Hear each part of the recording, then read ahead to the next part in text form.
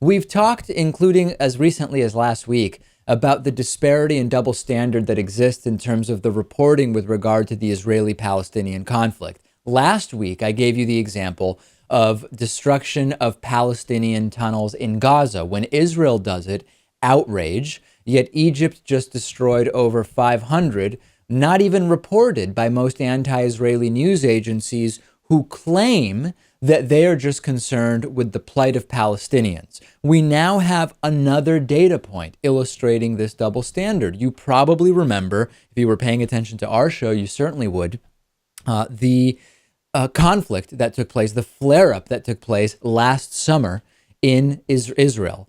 And you heard, I'm sure, a ton of reporting of injury and death caused by the Israeli military. We now have a study from Amnesty International called Strangling Necks, Abduction, Torture, and Summary Killings of Palestinians by Hamas Forces during the 2014 Gaza-Israel conflict. It highlights a long list of abuses, including the extrajudicial execution of over 20 Palestinians, the arrest and torture of dozens of others, including members of Hamas's political rivals, Fatah. Quote from the report, remember, this is from Amnesty International.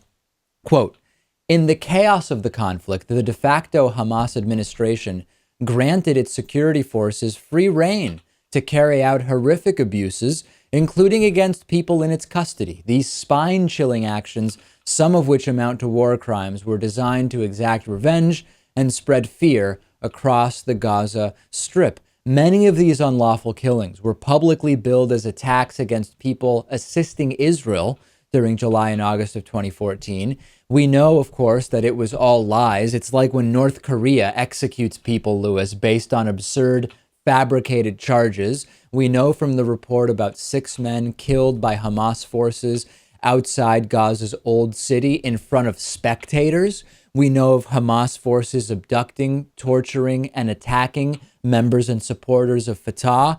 No one has been held responsible. Nothing on all of the normal players in anti-Israeli propaganda. Hamas, I mean, it's a terrorist organization. We've known this. They're barbaric. They intentionally launch missiles from civilian sites. They hope that missiles return and kill civilians. I mean, it's all part of the plan. And fear is the number one tactic of a terrorist organization. Of course, and as we know, Hamas not allowing civilians to leave their homes, even though Israel has already dropped leaflets indicating they will be dropping, they will be striking, airstriking nearby, because Hamas knows that they get significant PR benefit from those dead civilians. So this is not about cheerleading Israel. We absolutely have condemned numerous times the Netanyahu administration. We condemn the religious right coalition that he has built. We have condemned the settlements that Israel is involved in. Those are a complete barrier, an immoral barrier to peace. But we have to report on the huge double standard that exists, including, we could argue, particularly amongst so-called progressive media with regard to Israel. And we will continue exposing it as we see it, Lewis. Yeah, we have to. Most of the coverage is terrible. And so, someone has to report on stuff like this.